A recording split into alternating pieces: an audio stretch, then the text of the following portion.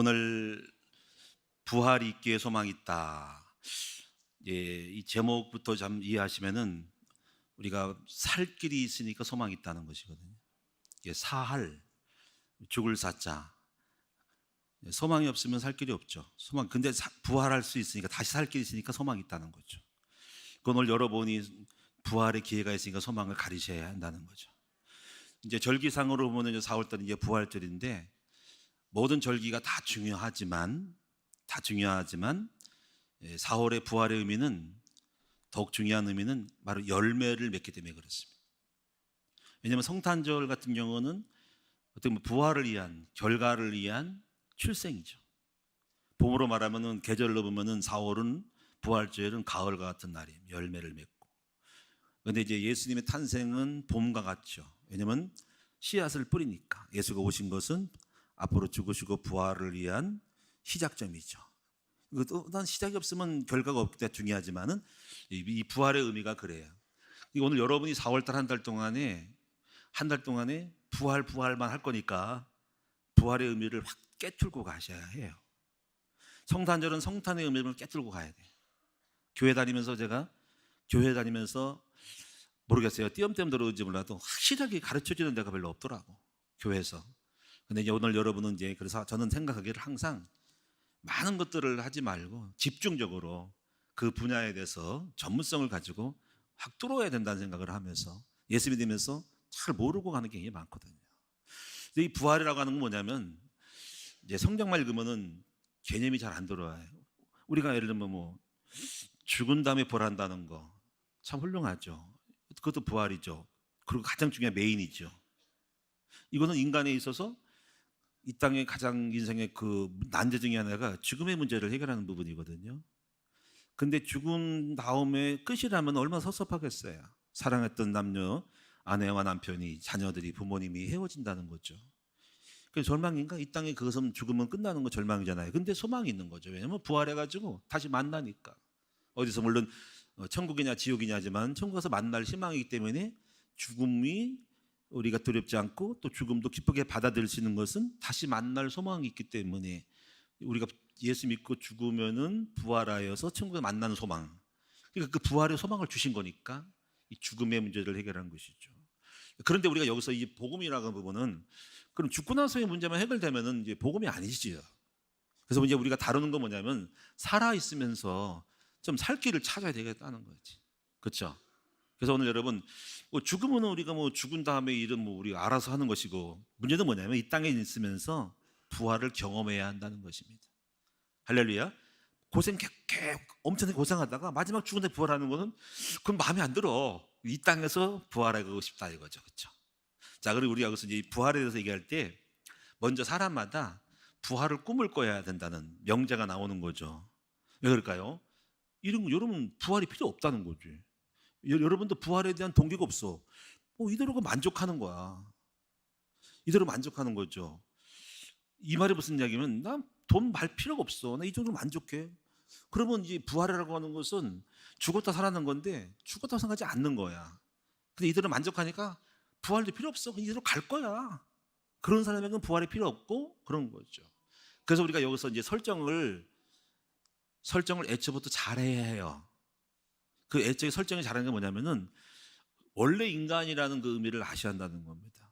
그래야만 여러분 설정을 해야만이 내가 지금 살고 있는 모습이 아니다, 거짓이다, 틀렸다, 모자란다고 생각해야지 부활을 꿈꾼단 말이에요. 근데 그 기준이 없으면은 부활을 필요가 없는 거죠. 부활이 뭐냐면 정말 안 되니까 되고 싶은 생각이거든요. 근데 그 기준이 없으면 안 된다는 생각을 안 하니까 부활할 필요도 없고, 부활의 축복 속에 메시지를 잡을 수가 없는 거죠. 그리고 다시 말하면 첫 번째 뭐냐면, 먼저 창세기 1장 27절 28절이 원래 인간이잖아요. 그 원래 인간 속에서 우리가 하나님이 원하시는 사람, 그리고 원하시는 모습으로 먼저 설정을 해놔야 해요. 그럼 굉장히 훌륭한 거란 말이야. 바로 생육, 번성, 정복, 다스리란 말이지. 그리고 우리 인간은 이제 하나님의 형상을 가지고, 그리고 잘 살아야 한다는 거, 그리고 결혼을 하고 번성해야 한다는 그런 부분들, 그리고 요셉, 그 아담과 하와가 동식물들의 이름을 다 지어오고 그 지혜로움으로 정복해 나가는 삶, 그래서 이것은 뭐냐면 인간에게 하나님 형상으로 지혜를 줘서 모든 만물들, 자연의 만물들, 푸른 초목들, 동물들, 어종, 그리고 물고기, 새, 날개 모든 것들을 인간은 만물의 영장으로 하나님이 필요한 양식만 주시고 나머지는 잘 가꾸고 자연을 파괴하지 않고 살면서 인류로 말미암아 하나님이 만드신 작품이 우리 하나님의 영광을 빛나게 드러내야 된다는 거죠. 그래서 우리 인간은 거지가 되면 안 되고, 인간은 우상 섬기면 안 되고, 인간은 가난하면 안 되고, 인간은 미련하면 안 되고, 인간은 우리들의 모습은 하나님의 솜씨고 작품이고 우리를 통해서 주님의 모습을, 영성을, 영광을 드러내는 존재이기 때문에 우리는 쉽게 말하면 빛과 번쩍이 살아야 되는 거죠. 할렐루야. 그래서 가난은 정상이 아니고 미련함은 정상이 아니고 또 그렇죠. 그래서 오늘 여러분의 삶이 이것으로 만족한다는 것은 그것은 여러분 틀린 생각인 거야. 그래서 이 1번에서 출발을 해야 됩니다. 오늘 여러분의 삶의 모습이 우리 하나님의 존재를 드러내고 그분의 성품과 그분의 영광과 그분의 능력을 드러낼 만큼 찬란하게 빛나는 작품이었냐는 거죠. 그렇습니까? 그럼 오늘 여러분들은 도전을 받으셔야 돼. 내 모습은 정상이 아니다. 나를 통해서 주님은 아무것도 나를 통해 볼 수도 없다라고 하는 것은 여러분에게 동기부여가 될 수 있는 거죠. 오늘 여러분이 충분하게 나의 삶에 아직까지 걸어가지 않았지만 인생의 여정 속에서 52, 60, 70 살든 간에 여러분을 통한 주님의 솜씨, 영광의 능력이 찬란하게 드러날 수 있는 여러분 됐으면 좋겠습니다. 그래서 웨스트민스터 신앙 고백 제 1문 읽자면 사람의 진리는 목적이 무엇이뇨 하는 건데 바로 우리는 하나님께 영광을 누리고 그 안에서 주님이 주신 은혜로 말미암아 즐거워하는 것이라고 그랬거든요. 그래서 그런 모습 볼 때 나는 다 됐어, 난 다 만족해 라는 것은 여러분 생각이고 우리 하나님 볼 때는 너는 아직도 모자라, 너는 내 영광을 드러내지 못할 때 그런 부분의 첫 번째가 돼야 돼요. 그러면 이제 그렇게 봤을 때 두 번째가 진행이 됩니다. 근데 그럼 어떻게 해야 그럼 내가 좀 더 부자 되고 잘 살고 잘 먹고 머리 똑똑하고 하나님의 영광을 드러낼 것인가라는 그러한 질문이 오면서 그러면서 내 자신이 현실을 보고 이건 아니네 하고 느낄 수 있습니다. 그리고 탄식을 해야 돼. 탄식. 이게 아닌데, 이 모습은 아닌데, 우리 하나님이 영광을 드러내지 못하는데, 나는 내가 지금 고약한데, 내가 가난한데, 난 못됐는데 라고 하는 걸 드러내면서 이거를 몸부림치고 그런 모습으로 만들어가려고 애를 써야 된다는 거지. 그렇게 되어질 때 우리가 두 가지를 찾을 수 있어요. 첫째는 내 능력으로 하는 것, 그리고 내가 한계를 벗어나 내 힘으로 안 되는 부분이 있다는 거죠. 그러면 첫 번째 부분은 여기서 우리는 그 사람이 가지고 있는 역량, 그 사람의 신분 또는 아버리 찬스, 부모배, 금수저, 은수저, 흙수저 나오잖아, 그렇지? 여기에 따라서 그 사람의 영령으로 말미암아 인생의 삶이 만들어 가는데 그래도 아무리 그래도 어떤 부분은 한계가 있는 거지. 이거는 도무지 어느 정도까지만 될 수밖에 없기 때문에 나머지는 그러면 어떻게 이루냐는 거죠. 그때가 내가 하나님이 나를 부활시켜서 내가 못하는 부분을 이루시는 방법을 볼 때 내가 원하는 것을 이루는 방법이 그때 부활이 필요한 거죠. 여기까지가 그림인 거죠. 어때요, 여러분? 부활이 필요해요? 정말이에요? 확실히 필요합니까? 자, 그럼 필요 없는 사람이 있다니까, 분명히. 이대로가 좋사오니. 근데 그 모습이 여러분 하나님이 보실 때 만족하시냐는 거죠. 아니죠. 저는 그래서 부활을 꿈꿔요, 저는요. 왜냐하면 지금도 나는 아직까지 내가 주님의 그 영광을 드러낼 만한 사람이 아니라고 생각하거든. 그러나 최초에 처음으로 내가 눈을 떴을 때 내 모습, 내 가정, 가문, 내 모든 가난, 절망은 이거는 완전히 빗나간 모습이고 주님이 원하는 모습이 아님을 내가 잘 몰라도, 성경에서 몰라도 이건 아니야 라고 느낀 거죠. 왜 인간은 슬퍼해야 되고 고통스러워야 되고 병들어야 되고 죽어야 되고 가난해야 되고 늘 슬픔과 고통과 애통과 절망뿐이냐는 거죠. 이것이 정상이냐 이거예요. 아니잖아요, 그렇죠? 그래 오늘날 그것이 운명인 줄 알고 살아갔는데 보니까 아닌 거야. 화가 난 거야. 그리고 우리 하나님이 교회를 갔더니 성경에서 말했던 이 삶은 정상이 아닌 한참 멀어진 인생이었음을 알고 우리 인간은 생육 번성 정복해야 되고 삐까번쩍 살아야 된다는 거지.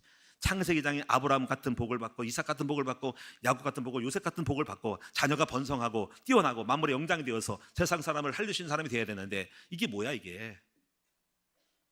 그래서 저는 부활을 꿈꿉니다. 그리고 제가 예수를 믿으면서 그리스도 안에서 이 부활이 있음을 생각하고 감사하고 너무나 은혜 받았음을 알게 되고, 그리고 그 부활을 깨닫고 지금도 부활 중이고 부활하려고 애를 쓰고 여러분도 같이 부활을 같이 경험해보고 싶은 것이죠.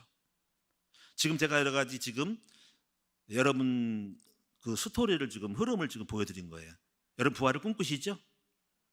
전혀 아니에요? 그래서 여러분 틀렸어. 이 부활의 메시지를 들을 수가 없고 필요가 없는 거야.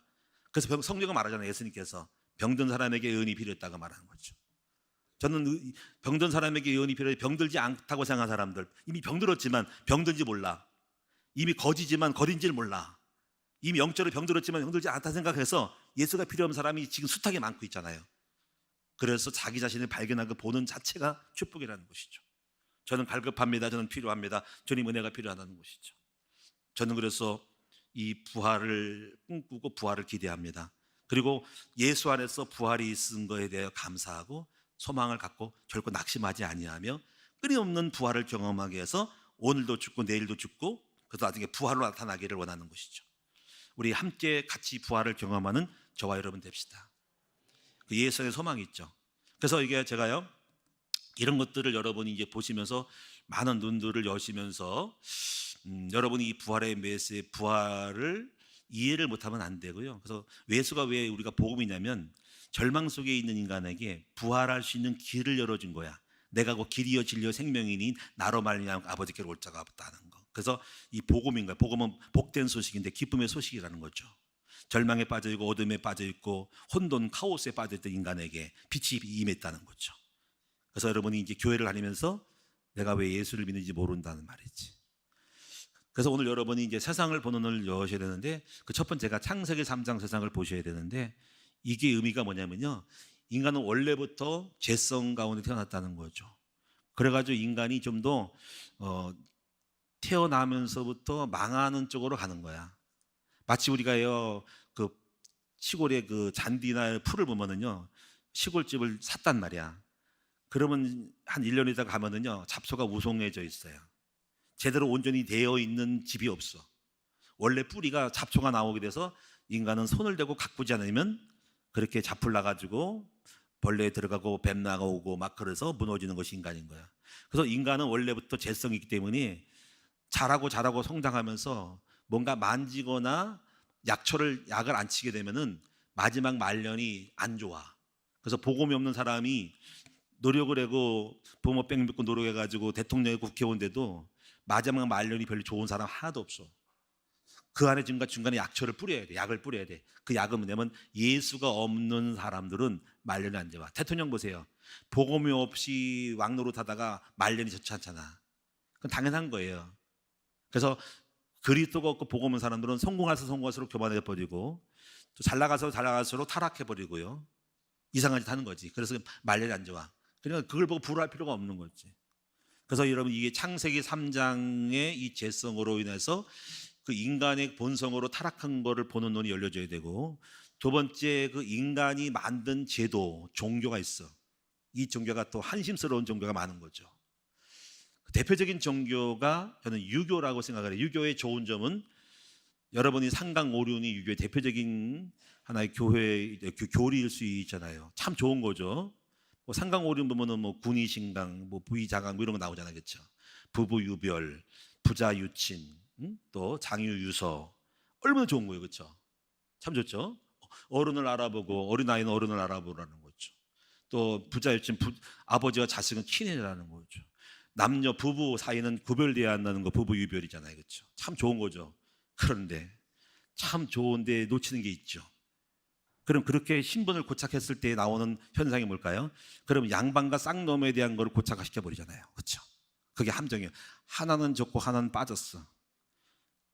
그 양반과 쌍놈으로 종은 상전을 알아보고, 그럼 그 상전과 종은 누가 만들었냐고.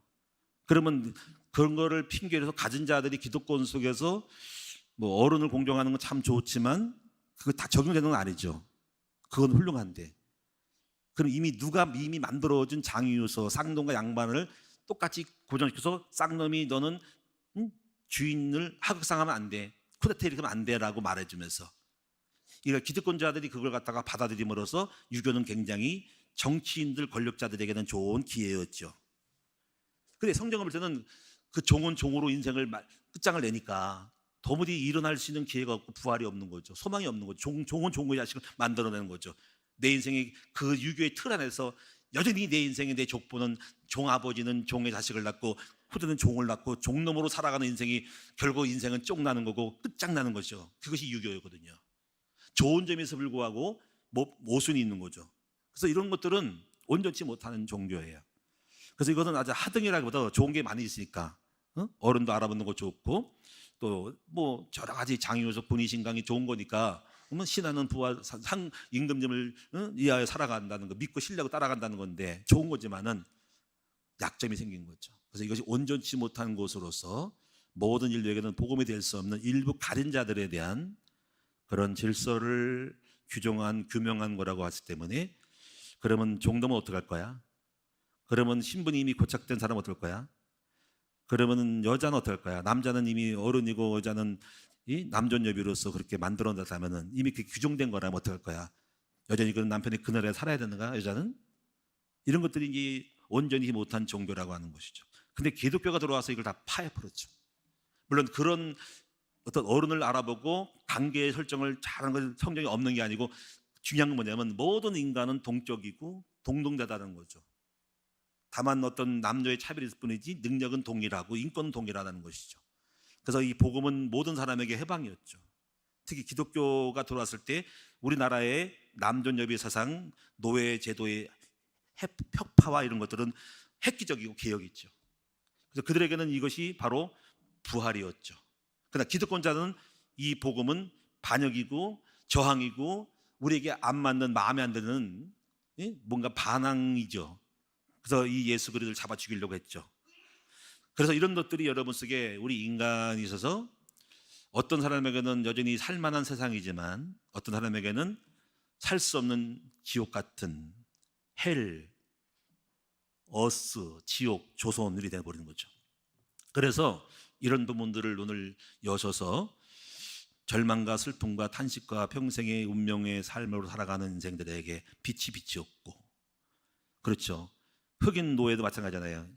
왜 우리가 노예가 돼야 되고 우리는 왜 그들의 지배를 받아야 되고 색깔이 다르다는 이유로 그런 거를 고착화시키고 그것이 결정적으로 됐을 때 운명론, 결정론 이거를 복음이 돌아서 깨고 그 싸움이 벌어지죠. 남과 죽의 북군과 남군의 싸움으로서 노예제들을 찬성하는 것과 거부하는 거의 싸움에서 간신히 감사함으로 이겼지만은 그래서 미국 사회가 흑인 차별 없이 됐지만 여전히 백일 우원주의로 가는 세상이 있다는 거죠. 또 하나 이 땅에서 슬픈 건 뭐냐면 사주팔자 운명 속에 갇혀서 누가 철학을 만들어 가지고 연어를씨로 우리 인생을 결정하는 게 어딨냐 이거지. 우리의 연어를씨가 어찌 우리 인생의 운명을 가름하냐는 거죠. 개똥 철학이죠. 개똥 철학이지 이게. 예?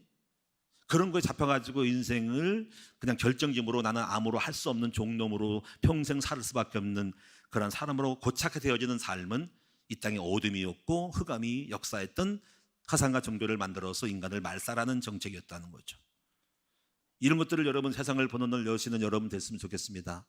아마 저도 만약에 그리스도 복음 없으면 여전히 아마 종의 자식으로 살아가면서 그냥 이 땅의 인생의 운명인 줄 알고 살아갔을 것이고, 그리고 이미 노력도 없이 사주팔자로 결정되어서 넌 이렇게 가난해야 되는 운명이야, 아무런 희망도 없고 길이 없어 할 때 그런가 보다 하고 살아가면서 천념하면서 그냥 평생을 그냥 눈물과 한숨으로 살아가는 인생이었다는 거죠. 그렇죠. 이것이 인생에 어마어마한 흑암이 뿌려진 세상이라는 거죠. 그래서 실패와 좌절뿐인 우리 인생. 자, 그래서 이 땅에 카오스, 혼돈, 그리고 공허함, 생명과 능력이 없는, 그리고 어둠뿐, 길을 몰라 방황하는, 캄캄한 밤중에 길을 몰라 방황하는 곳에 드디어 하나님이 우리를 사랑하사 이 땅에 예수 그리스도를 보내셨다. 요한복음 3장 10절을 하나님이 세상을 이처럼 사랑하사 독생자를 줬으니 이는 저로 믿는 자마다 멸망치 않고 영생을 주려 함이라. 이 모든 정치와 사상을 만들어서 인간을 죽이고자 하는 사탄 마귀를 박살내야 되겠다. 죄와 사망의 권세 아래 우리를 죽이는 마귀를 박살내기 위해서 요한에서 3장 8절 하나님의 아들이 나타난 것은 마귀를 벌이려고 오셨다. 할렐루야. 그래서 그의 죽으심은 죄에 대하여 죽으심이고 그의 부활하심은 마귀에 대한 사단을 꺾는 우리의 살리기 위한 부활이다. 바로 그 예수 그리스도가 인류의 희망이었다는 것입니다. 예수님은 처음부터 오셔서 자기에 대해서 분명히 선포했죠. 나는 곧 길이요. 어떤 길이? 인생의 살 길이요. 거기다 붙여야 돼요. 살 길이요. 거짓된 거에 대한 참된 진리요. 사망에 대한 생명이니 영생이다. 영원히 산다는 거야. 내가 길이요, 살 길이요, 참 진리요, 진리요. 그리고 영원한 생명을 주는 사람으로 내가 그렇게 왔다. 그래서 흑암에 있는 자들에게 빛을 보고 기뻐하는 것이죠. 큰 빛이 비친 것이죠. 오늘 그 예수 그리스도를 우리는 만났고 이제 우리는 그 안에서 살 길이 열렸음을 믿습니다. 이제 우리가 할 일은 이 그리스도의 부활의 능력을 정확히 깨닫고 어떻게 부활하는지를 깨닫고 우리 모두가 죽을 때뿐 아니라 이 땅에 살면서도 부활하는 법을 배워야 되겠습니다. 오늘 여러분들이 혹시 낙심과 절망하는 분이 있다면 오늘 부활의 방법을 배워서 그대로 따라하셔서 여러분이 부활하시는 축복을 누리시는 저 여러분 됩시다. 저도 부활하고 앞으로 부활할 것이 많고 결국 낙심하지 마시기 바랍니다. 그럼 이제 우리가요 예수님에 대한 부분에 대한 거를 조금 언급을 좀 하면은 이것은 하나님이 이런 것들을 모르고 후사 처방한 거 아닙니다. 소 잃고 외양간 고친 건 아니고요. 이미 이 모든 것은 하나님의 경륜과 계획 속에 들어갔다는 것을 성경은 말하고 있어요. 이걸 예정론이라는 거거든요. 이 땅에 인간이 마귀가 들어와서 타락할 것도 아시고 그래서 이미 그걸 통해서 은혜로 우리가 인간을 구원받고 그래서 그 은혜의 영광을 찬양하기 위한 하나님의 계획과 섭리가 있다는 것도 있고 이게 에베소거든요. 이렇게 하면 좀 복잡해지죠, 그렇죠? 근데 우리는 그 깊이 들어가면은 이 칼빈이 그렇게 쓴 거거든요. 이 모든 것이 인간이 죄를 지을 것도 알고 그 죄로 말려 인간이 멸망할 것도 알고 마지막 예수가 오셔서 그 예수로 말미암아 인간이 살아날 것을 알아서 결국 인간이 하나님께 영광 돌림으로 말미암아 그냥 단순히 창조된 인간뿐 아니라 죄 가운데 구원받은 인간으로서 우리 아버지 앞에 더 큰 영광을 돌릴 것도 알고 하셨다라고 하는 것은 신학자들이 만들어 놓은 예정론이죠. 여기까지 말면은 따질 것이 많아요. 그럼 왜 인간이 하나님이 그렇게 아시면은 왜 사탄 마귀를 막지 못했는가? 타락한 것을 아담 하나를 타락하지 못하게 하지 않았는가? 하는 것도 있지만 지금 그거를 따질 만한 시간은 없고 나중에 신학과 가서 따져보시고 여기는 일단은 모든 것은 하나님의 구원의 경륜 속에 있다는 거. 그래서 타락할 때 바로 주셨죠. 하나님의 아들이 와서 여인의 후손이 와서 뱀의 머리를 깨뜨릴 거라고 하는 것은 원시복음으로서 이미 주님은 다 뻔하게 드러나는 거죠. 모르고 좀 후사 처리한 게 아니에요. 다 타락할 것도 알고 예정된 걸 알고 있고 주님 손바닥에서 미리 모든 것을 경륜 가운데서 알고 가신 거예요. 그래서 이미 예수가 타락하기 전부터 창세 전부터 예비되어 있고 그 예수가 오셔서 구원할 것도 하셨다는 거. 그래서 하나님의 그 경륜은 놀랍죠. 모든 시작이 주로부터 나오고 주로 말미암고 주로 돌아간다는 것이 로마서 12장에 있는 하나님의 섭리 경륜이죠. 이것까지 알면은 너무 놀라운 거예요. 세계가 손바닥에 들어가는 것이고 이미 주님의 프로그램 속에 다 들어가 있다는 것이죠. 이 땅의 종교와 모든 것들은 허수아비고 껍데기이잖아요. 이 눈이 열려지는 여러분 되기를 주님의 이름으로 축원합니다. 그래서 하나님의 그 경륜을 따라 때가 차며 이스라엘 민족을 이 땅에 구약으로 보내서 모델로 보이시고 많은 것들을 예표로 보이시고 히브리 1장에 보면 옛적에 하나님이 사람들로 여러 가지 요야로 모양으로 말씀하신 주님이 예언, 계시, 이스라엘 민족의 선택과 그리고 제사법 이런 거를 통해서 앞으로 그리스도의 복음이 나타날 때에 좀 알아들으라고 모형으로 보이신 하나님이 이 마지막 최종에 예수가 오셨다는 거죠. 바로 그분이 오셔서 그분은 모세보다 뛰어나고 엘리야 세례요보다 뛰어나신 분으로서 오셔서 히브리서가 그거든요. 모든 것이 바뀌었다는 거죠. 예수로 다시 원주인이 와서 그림자로 왔던 것들이 바뀌었다는 것이 히브리서거든요. 히브리서는 구약과 신약의 유대교를 믿었던 사람들의 그 가치를 그리스도 안에 전환시켜주는 작업이 체인지하는 작업이 히브리서입니다. 그래서 여러분이 기억할 것은 요한일서 3장 8절 하나님의 아들이 나타난 것은 마귀를 멸했다라고 하는 부분이 굉장히 중요한 성경 구절입니다. 왜 마귀를 없애야 될까? 그 마귀를 없애는 것은 근본적으로 깡패 도목을 없앤 거죠. 원조를 없애버린 거죠. 왜냐하면 마귀 놈이 계속적으로 이 땅에 죄와 씨를 뿌리니까 그 놈을 안 잡아가지고는 문제가 해결이 안 돼요. 정치를 바꿔서 안 되고 사상을 바꾼들 흑암의 세력이 여인이 또아리를 뜨고 뱀 자식이 뱀의 아비가 있으니까 똑같은 사상을 만들어 놓을 거 있으니까 원래 마귀를 때려잡아야 되기 때문에 그 마귀의 무기는 뭐냐면 죄를 짓고 죽이는 거거든요. 그래서 예수님이 그 죄와 사망의 권세를 마귀의 무기를 박살내기 위해서 이 땅에 십자가에 죽으시고 부활함으로 마귀의 권세인 죄와 사망의 권세를 박살낸 것이죠. 그래서 죄에 대해서는 죄에 대해 예수의 죽으심은 죄에 대해 죽으심이고 그의 부활하심은 바로 사탄 마귀를 꺾은 부활함으로 완전히 문제를 해결함으로써 그분이 바로 이 땅의 구세주, 바로 그리스도이신 예수라 그 말인 거죠. 이런 부분을 아시고 그다음에 이제 이래서 이제 이렇게 오셨는데 그런 일을 이룰 때 이 땅에 있던 기득권자 있잖아요. 바리새인들은요 마음에 안 드는 거죠. 새로운 거를 말하고 알 수 없는 거를 말하고 자기들을 완전히 까내리고 빨개부터 드러내니까 미워서 죽겠는 거지. 그래가지고 로마의 군인하고 권력과 건착을 해서 예수를 잡아 죽였지만 그것이 신의 한 수, 하나님의 수죠. 그들은 자기가 이긴 줄 알고 잘 죽였다고 메시아라고 하는 예수를 죽였으니까 이긴 줄 알았지만 예수님은 그들이 이용을 해가지고 죽음으로서 말미암아 죄와 사망을 해결하고 하나님의 부활시킴으로 말미암아 마귀를 꺾음으로 말미암아서 그들은 전혀 몰랐던 그들의 수가 뒤집어진 역사가 바뀐 거죠. 그래서 예수가 죽으신 부활함으로 말미암아 세상에 알지 못했던 놀라운 비밀이 드러나는데 그 비밀이 십자가 부활의 비밀로 원수막이 끝나고 이 땅의 어둠이 끝나는 역사가 일어난 것입니다. 이것이 2000년이 있었던 십자가 부활 사건이고 인류에게는 어마어마한 메시지, 복음이 이 땅에 회복된 것입니다. 그래서 이 부활과 승리는 인간의 문제를 해결하는 거예요. 가장 기본적인 문제는 죽음 후의 부활의 문제고 죄와 사망으로 죽어가는 원죄의 문제를 해결한 것이고 나머지는 이 땅에 살면서 죽어갔던 수많은 것들을 다시 부활하고 희생시키는 일이 이 땅에 삶이 있는 거고 이것은 우리의 삶 속에 이 땅에 살면서 영원한 십자가의 죽음을 부활을 경험하면서 가능하면 이 땅에 살면서 여러분의 삶이 가정이 부활하고 경제가 부활하고 모든 것이 부활해 나가면서 하더라도 그것이 100가지가 되더라도 다 못하더라도 계속 부활을 경험하면서 맛보다가 주님 나라 갈 때 마지막 부활하면 끝나는 것입니다. 덜 부활해도 상관없으니까. 그러나 이왕이면 많이 부활하고 가시기를 축원합니다. 옆 사람은 다시 합시다. 예수님의 부활로 말미암아 부활을 많이 경험하다가 마지막 때 가장 중요한 죽음을 부활하고 주님 만나서 영생합시다. 아멘. 그래서 오늘 우리는요 부활 점수를 따야 돼. 누가 더 많이 부활했는가 명단을 정해가지고 자 나는 우리 자녀가 부활했어요 1번, 나 돈 많이 벌어서 1번, 죽을 뻔하려서 3번, 부활 숫자를 세가지고 부활 경주대회를 해야 돼. 아멘. 우리 큰나무 성도들은 부활을 경험한 부활의 증인 되기를 바랍니다. 그래서 이거예요. 시집 못 간 여자가 시집 가는 게 부활이고 애 못 낳는 여자가 애 낳는 게 부활이고 그렇죠? 그렇죠? 부활을 경험. 근데 그래요. 목사님 나 시집 안 가려는데요. 그 부활이 안 되지. 왜 시집 안 가려고 그러는데? 안 가고 싶은데요. 창세기 1장 그랬잖아. 생육 번성하라 그랬잖아. 안 맞네?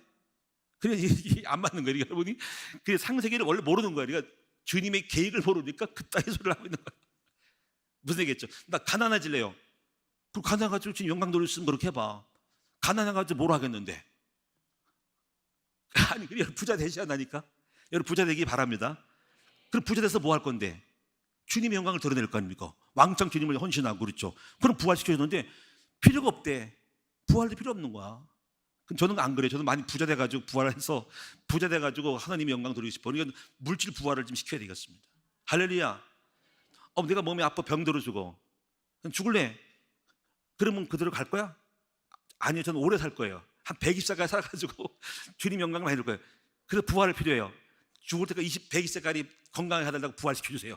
알아서 내가 해줄게. 그럼 부활하는 거야. 그래서 사는 거예요. 할렐루야. 그래서 주님 말하잖아요. 천국은 침노한 자의 것이라고. 네 믿음대로 될지어다. 네 계획대로 될지어다. 네 원하는 대로 될지어다. 이렇게 하세요. 주님 나 이 삶 원치 않아요. 우리 가족 가난한 거 원치 않아요. 나 내 인생 망하지 않게 원해요. 나 부활하고 잘 살 거예요. 그런 꿈꾸는 자가 되셔서 그러면 부활을 필요하니까 부활의 비밀을 배워서 부활하시기를 축원합니다. 자 그러면은 이제 이제부터 부활하는 방법을 좀 배우셔야 해요. 성경은 부활의 책이에요. 부활로 가득 찼죠. 자 그래서 부활을 가르치려고 하는데 한번 잘 들어보시고 자 예를 들어 대표적인 것이 아브라함의 부활입니다.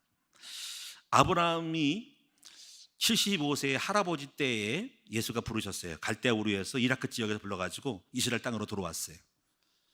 그때 나이 아브라함이 75세, 와이프는 사라는 10년 차이라고 보셔야 돼요. 65세예요. 그때 말씀하기를 나를 따라와서 가나안 땅에 들어가면 너를 큰 민족의 조상으로 세우고 너로 말미암아 천하 만민이 복을 받고 뭐 왕창 뭐 그런 복을 주겠대. 복에 근원 되어지고 너를 건드리면 죽어 막 이렇게 만드는 거예요. 그래서 그게 너무 좋아가지고 따라간 거야. 이게 축복을 먼저 잡은 거죠. 그래서 아브라함이 그 약속을 따라갔다는 거지. 그러면 이제 그 큰 민족의 수왕이 되면 애를 많이 낳을 거 아닙니까? 근데 이상하게 애가 안 나와. 여기서 보세요. 여기서 이 문제가 있는 거야. 75세하고 65세 분이 만나면 애기 낳을 수 없어. 아니 이렇게 하면 안 되지. 아니 백화장로님 75세 65세 애기 낳을 수 있어 없어요? 낳을 수 있죠. 이해가 안 가요? 낳을 수 있다니까. 낳을 수 있어요. 그럼 이 얘기 제가 얘기하면요 이렇게 생각해. 그때 낳으면 안 돼요. 왜냐면요 자연적으로 낳았다고 생각을 해요. 능력으로 낳을 수 있습니다. 이해가 안 가는가 봐. 그래서 하나님은 기적을 보여주려고 70세 낳으면 안 돼. 왜 그럴까요? 누구나 다 그 당시 오래 살았기 때문에 그냥 난단 말이에요. 그러면은 그건 기적이 아니고 부활이 아니고 자연이 건강해서 낳았다고 생각해서 주님에 대한 메시지가 안 들어간다고. 그럼 언제 부활을 인정하고 기적을 시험할까? 한 100세 정도 돼야 돼. 그래가지고 하나님이 기다렸다가 약속은 잡았지만 그때 나면 안 될 것 같으니까 그래야 인정하지 않으니까 누구나 할 수 있으니까 그래서 100세까지 기다린 거야. 그래서 99세 때 그리고 그 사라 아내는 몇 세? 89세. 그리고 할아버지 아브라함 몇 세? 99세. 자 그때는 애기 낳을 수 없어. 못 낳아요. 못 낳는다고 형상이지. 못 낳아요. 그렇죠. 못 납니다. 그때 나타나가지고 짜잔 나타나가지고 이제 드디어 나그네로 오셔가지고 천사가 와가지고 나타나가지고 아브라함이 나그네 오셨네 하고 착 뒤져봤더니 천사가 말해요. 내년 이맘때 아기가 있으리라. 했더니 어떤 일이 벌어지냐면요. 천사가 와서 그런 얘기할 때 사라 그 부인이 그 옆에 방에서 그 소리를 듣고 있었어. 그 뭐라는 줄 알아요? 듣고 있다가 웃기는 거야. 웃었대요. 웃은 거야. 이렇게. 예를 들면은 세상에 흉측스러워라. 아니 세상에 내가 나이가 90세인데 아기를 낳는다고? 웃기네. 웃겨? 이런 거 이렇게 한 거였더니 천사가 말하기를 웃지 마. 저 안 웃었는데요? 안 웃었네? 안 웃었는데요? 했더니 웃었잖아. 안 웃었는데 내가 다 봤거든? 이런 얘기야. 그게 하나의 에피소드죠. 그러면 사람은 왜 웃었을까요? 말도 안 되는 얘기를 하고 있는 거야. 자, 그런데 그런 에피소드가 있는데 과연 그랬을까요?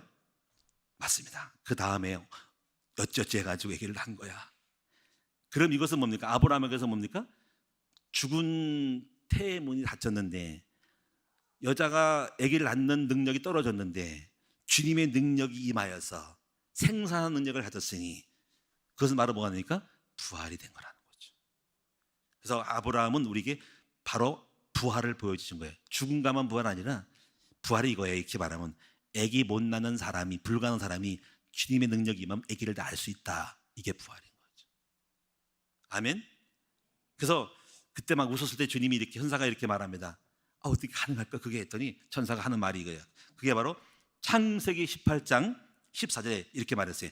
대저 여호와께 능치 못하심이 있겠느냐? 능치 못함이 있냐는 거지. 능치 못함이 주님은 없으신 분이라는 거죠. 내가 하면 한다. 나는 무의 소유를 창조하고 죽은 자를 살리시는 하나님이고 봐라 내가 이 우주 만물을 무에서 어무에서 만들었잖아. 누가 이 세상에 공중의 지구 땅덩어리를 매달 수 있냐? 삼성과 묘성과 저 지구 태양계를 공중에 떠다니게 하고 저 태양계를마다 뜨거운 불이 나오는 거를 거기 다서 타 죽는데 그거를 누가 만들었냐? 그리고 공중에 떠다니잖아. 그게 태양계를 중심으로 지구 공전하면 자전하고 있잖아. 자전하고 공전하고 있잖아. 그거를 공중에 떠다니게 하는 게 누구야? 나야. 나 여호와는 이 우주 만들을 만드신 분이야. 애기 낳는 거 아무것도 아니야. 오늘 여러분이 하나님이 여러분 역사하면은 여러분 삶의 문제가 아무것도 아님을 믿으시기를 바랍니다. 그 성경은 그 얘기를 가득 찼단 말이에요. 이제는 우리는 그 부활을 경험할 때가 됐다는 거죠. 그래서 오늘 낙심하지 말기 바랍니다. 남편, 저 인간 남편 안 들어올 것 같아. 주님이 역사하면 될 줄로 믿습니다. 주리를 틀어서라도 코에 깨서라도 다리 몽둥이 뿌려들어서 교회 앉힐 것을 믿으시는 여러분 되기 바랍니다. 자식놈, 속썩인 자식놈 하나님이 발길 차가지고 두드려 부셔가지고 주 앞에 돌아오게. 뭐 그러면 안 되겠죠. 주님 제발 좀 사고 안 치게 해가지고 잘 말 구슬려서 돌아오게. 그래 알아서 내가 잘 꼬셔가 데려올게. 그렇게 부활시킬 줄로 분명히 믿습니다. 여러분 암 걸렸습니까? 병 들었습니까? 하나님이 역사하면은 다 병도 고칠 수 있고 살릴 수 있음을 분명히 믿습니다. 만약에 우리가 이런 소망을 쓰면 우리는 살 길이 없잖아요, 그렇죠? 우리는 부활을 믿는 거죠. 그래서 오늘 여러분 예수님이 오셔서 그 부활의 모습들을 조금씩 보여주신 것이 예수님의 3년 공생애 동안 일어난 일이에요. 대표적인 걸 소개하자면 38년 된 병자 안지명이 있습니다. 여러분 어디입니까? 그 어느 물가입니까? 그 물가에 38년 병 베데스다인가요? 예, 그 연못가에서 천사가 한 번쯤 왔다 갈 때 그 물가로 뛰어 들어가는 사람이 병이 났다라는 그 베데스다 연못가.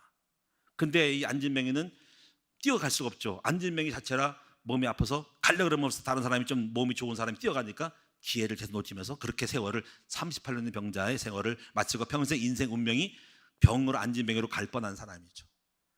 근데 주님이 나타나가지고 대하죠. 낫기로 나냐? 낫기로 납니다. 그런데 낫기로 나지만 제가 들어가려고 하면은 천사가 그것도 언제 올지 모르는데 계속 축축하고 텐트 치고 있다가 들어가려면 남이면 들어가는 기회가 없어 여기까지 이 모양 이 꼴로 살아갑니다. 그때 주님이 그래 내가 너에게 은혜를 내가 베푸니 너는 지금 일어나 걸어라 하셨더니 38년 병자가 다리가 풀려가지고 일어나 걸었다는 거죠. 다시 말하면 그 예수님이 원하시면 주님이 역사하시면 바로 그 인생이 38년 병자가 일어난다는 것을 말씀하고 있는 내용이라는 거예요. 그거를 계속 보여주고 있는 거예요. 할렐루야.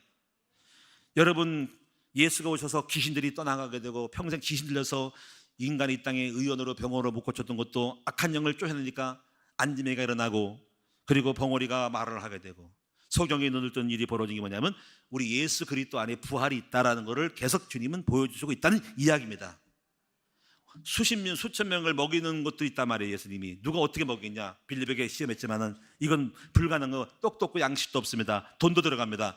그런데 예수님이 도시락 가지고 있는 그 아이의 오병이어를 가지고 축사했더니 수천 명이 먹고 12강이 남았다는 거잖아요. 이거는 양식 경제적으로도 하나님이 역사하면 부활할 수 있다는 걸 말하는 거예요. 오늘 그 예수가 이 부활의 기회가 저와 여러분에게 있다는 거예요. 그 소망을 가진 우리는 결코 낙심하지 아니시기를 바랍니다. 그래서 이런 걸 보면은요, 바울이 환난을 당하고 낙심하지 않고 거꾸로 틈을 당하도 거꾸로 들이지 않고 그 말을 한 이유는 부활을 믿었기 때문에 모든 절망의 상황에서도 부활을 기대한 사람들은 낙심하지 않는다는 얘기예요. 오늘 여러분이 이 믿음 가지고 저와 여러분이 부활을 경험하는 여러분 됐으면 좋겠습니다. 그럼 오늘 이제 마지막 결론적으로 많은 게 뭐냐면 어떻게 부활을 경험할까라는 원리를 좀 아셔야 될 거예요. 자, 원리가 뭐냐면요. 자, 이제 문제를 만났습니다.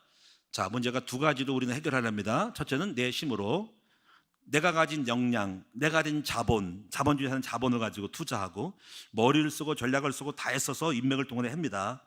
그런데 불구하고 거의 7, 80%는 해결을 못하는 것이 많아요. 그렇죠? 그렇죠? 사람마다 다릅니다. 어떤 사람은 더 많이 해서 성과를 얻고 사람들은 진작 지대 안 돼가지고 정말 포기한 사람 많잖아요. 아마 대다수 사람들이 많이 절망에 빠질 거예요. 자, 그때 이렇게 하죠. 그래서 문제를 만났다. 해결해 본데 안 된다. 절망하고 포기한다. 낙심한다. 자살한다. 도무지 못 풀어. 끝났어. 절망, 낭망, 인생 패망. 자, 그런데 그 문제를 놓고 하나님을 믿는 부활을 믿는 사람은 이렇게 생각을 해요. 일단 기도를 하셔야 돼요. 기도할 때 하나님은 우리를 부활시키심을 믿고 나아가는 거야. 믿지 않으면 못 나가죠. 부활을 믿기 때문에 주님 이 문제 주님 앞에 아뢰입니다. 해결해 주세요 하면은 주님이 그 문제를 해결해 준다고. 그럼 어떻게 할까요? 자, 주님은 그 문제를 해결하는 조건이 필요해요. 자, 그 예를 들어볼게요. 자, 모세 이야기. 자, 모세가요. 자, 자기 백성을 구원하기 위해서 이제 하나님 연단시켜가지고 출애굽으로 이제 하기 위해서 애굽에 달려갑니다. 거기 뭐 200만 명, 뭐 몇백만 명이 되는 인구를 탈출시켜야 되는 명제가 생긴 거죠. 자, 이제 바로에게 바로시 너와 나랑 옛날에 같이 왕국에 있었지? 우리 백성 이 사람 내보내야 돼. 하나님께 예배 드릴 거야. 안 돼. 내가 왜 보내? 우리 이게 유익된 거 종들 내가 부려가지고 우리 부려먹으면 얼마나 자산인데 국가의 자산이야. 너 왜 안 보내? 그랬더니 알았어. 하나님 안 보낸대요. 그래 한번 증거를 줘봐. 그 파리제왕 이재왕 때려봐. 바로가 놀래가지고 힘도 내고 보낼까 말까 안 돼. 또 바로가 완악했어요. 9번까지 했는데 안 되면 안 들어먹었어. 안 돼요. 주님 어떡할까요? 마지막 최후의 수단을 줄게. 기도했더니 하나님 어떻게 하면 될까요? 내 방법대로 해봐. 여기 중요한 원리가 나오는 거예요. 그래서 하나님 말씀하기를 내가 그놈들을 다 죽일 거야. 다 죽이는데 아들놈들을 장자를 쳐버리면 죽을 거야. 그러니까 내가 너에게 말하기를 너희들은 죽으면 안 되니까 내 말 믿고 6월절에 양피 있잖아. 그 양피를 갖다가 문솔지에 발라. 문지방에 발라가지고 해. 그러면 그 피를 보면 내가 넘어갈게. 어떻게 하겠어? 뭐 말이 됩니까 그게 하나님? 뭐 말도 안 되는 거 피 바른다고 어떻게 일어나요? 사람이 죽어요? 내가 한다니까? 근데 모세는 그걸 갖다가 믿고 그대로 믿고 따라서 양의 피를 문 기둥 설주에 다 발랐어. 자, 그리고 믿고 그 했더니 여기 중요해. 하나님 앞에 문제를 놓고 기도했더니 답을 줬다. 양피 발라라. 그거를 믿고 순종했더니 짜자잔 주님 역사해가지고 하나님이 선사를 파송하사 애굽 전역으로 들어가서 장자를 아기를 다 치는 거지. 그 장자가 그러니까 외아들도 장자거든요. 하나뿐이지만 외아들 장자고 다 치니까 바로가 놀래버렸어. 와 무서워. 자기 아들도 죽었다고 영화를 보면 나오잖아. 그래가지고 항복. 다 가. 빨리 가. 빨리 가. 빨리 가. 안 가면 내가 이상한 짓 할 거야. 빨리 가. 그래가지고 기적이 일어나가지고 그때부터 애굽에 있는 이스라엘 민족 노예를 다 보내잖아요. 그게 바로 부활이잖아요. 그렇죠? 그래서 살아났잖아요. 그래 또 아시리를 쫓아갔죠. 또 뒤집어버리죠. 홍해에서. 여기서 이 부활의 원리가 뭐냐면 이겁니다. 자, 문제가 있어요. 자, 해결해야 돼요. 내가 해결할 수 없어요. 내 방법을 버려야 돼요. 기도해야 돼요. 하나님 답을 줄 거예요. 답을 줄 때 저 중요한 기도를 해야 돼. 답을 얻어야 돼. 답을 안 주면 어떡하지? 안 주면 안 되는 거지. 그럼 답을 줄 수 있도록 사람을 만들어야 됩니다. 왜 내가 너의 답을 줘야 돼? 내가 왜 너의 경제를 해결해야 돼? 왜 너에게 돈을 벌게 해야 돼? 왜 너의 병을 고쳐야 돼? 그 이유를 들어대야 돼요. 그래 답을 준다고. 그래 내가 너한테 너가 지금 장사 안 되고 부활 무조건 왜 너를 돈을 많이 주고 부활시키고 지금 너가 지금 500만 원 넘는가 5천만 원을 한 달 벌게 만들어야 되는데 너 돈 벌어 뭐 할 건데? 너 잘 먹고 잘 살잖아. 너 뜻을 하잖아. 나를 위해 쓴 게 아니었어? 내가 너를 왜 부활시켜야 돼? 너는 필요 없어. 그런데 여기서 중요한 고백을 해야 돼. 신앙 고백을 해야 돼. 주님 이렇게 해야 돼. 주님 저에게 500만 원짜리를 5천만 원을 주기로 하면은 주신다면은 그 나머리를 하나님께 드리겠든지 주를 쓰겠다라고 고백을 해. 그래 알았어. 그때 주시는 거야. 여러분 아기가 없어. 그래 아기를 주옵소서. 내가 너한테 아기를 왜 줘야 돼? 나 아기 줄 수 있고 너 10명 줄 수 있어. 근데 아기 낳아서 뭐 할 건데? 예, 저랑 아기랑 잘 놀고 잘 먹고 잘 살려고요. 필요 없어. 그래서 안 됐어. 그래서 그걸 못 깨달았어 한나가. 그래서 한나가 깨달았어. 하나님 주님은 능치 못함이 없는데요. 만약에 아기를 주시면 제가 주를 위해 드릴게요. 주님 마음에 들었어. 알았어. 내 마음에 들어. 내가 원했던 바야. 그래서 너를 태를 막은 거야. 내가 너 아기 줄게. 그때 하나님이 아기를 딱 주신 거야. 그래서 여러분이 부활을 하려면 하나님 앞에 부활하는 이유를 들이대셔. 그리고 보여봐와. 아, 쟤는 내가 부활시켜야겠다. 쟤는 오래 살아야 돼. 아니면 쟤는 그냥 죽는 게 낫겠어. 애 죽어라. 아니 우리가 나이 들어 그냥 가. 우리가 뭐 78세 가. 주님 저는 120세가 살고 싶은데요. 살아서 뭐 할 건데? 너 꿈도 없잖아. 너 살아서 뭐 밥만 챙겨가지고 너 사람만 괴롭게 하려고? 아니요, 저 주님 일 할 거요. 내가 할 일이 많아요. 그 정말이야? 정말이랄까요? 부활시켜주지. 그리고 알았어, 한번 해봐. 내가 볼게, 두고 볼게. 주님의 일을 열심히 했더니 쟤는 오래 살만해. 오래 살 길을 알려줘. 그래서 답을 줘가지고 했더니 오래 살아. 한번 따라합니다. 하나님이 우리에게 부활할 답을 얻으려면, 주시려면 우리가 이유 있는 제목을, 기도를 해야 한다는 거예요. 그게 맞을 때 그걸 찾는 작업이 기도의 싸움이고 애써서 기도하는 작업이에요. 그래서 야고보 1장에 너희가 여러 가지 시험 만나거든. 기쁘게 여기는 믿음 가지고 나가는데, 그리고 지혜가 없거든 지혜를 구하는 거죠. 그 지혜가 뭐냐면 하나님이 나에게 부활하시는 요소를 찾아서 그것을 믿고 순종하는 거야. 그때 이거를 믿음으로 순종하라는 거예요. 그게 바로 오직 의는 믿음으로 말련한다는 거예요. 할렐루야. 그래서 우리는 이렇게 문제를 만나거든 결코 문제에 잡혀가지고 안다는 생각하지 말고 분명히 주님 하실 수 있으니까 그 하실 수 있도록 주님이 역사할 수 있는 메시지를 잡도록 만들어준 답을 얻는 거를 찾는 거예요 지금. 그러면 주님은 우리가 안 되고 도무지 안 된다고 말하는 사람도 있지만은 역사하니까. 이렇게 해서 이것을 이룬 사람이 여리고, 그렇게 해서 무너뜨린 거예요. 여리고 똑같은 거예요. 여리고 안 무너져. 기도했더니 주님이 돌아, 7바퀴 돌아, 마지막 돌아. 그게 돼요?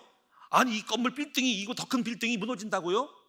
아니 여러분 돌아볼까? 이 무너질까? 그럼 이게 왜 너희가 무너뜨려야 되는데? 이유가 없이 안 무너뜨려 아무도. 하나님 저 대부도 바다를 건너고 물어보셔.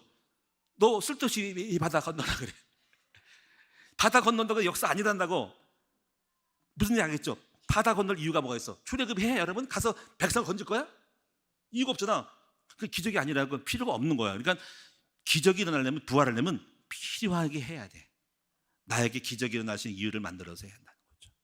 그래서 하나님께서 여호수아가 그걸 알고 이렇게 한 가지만 답을 줬어. 1장에 보면은 너는 두려워하지 말고 오직 주야로 말씀을 묵상하고 말씀을 지키고 순종하고 네가 하나님 앞에 바로 서고 묵상하면 내가 너 답을 줄게.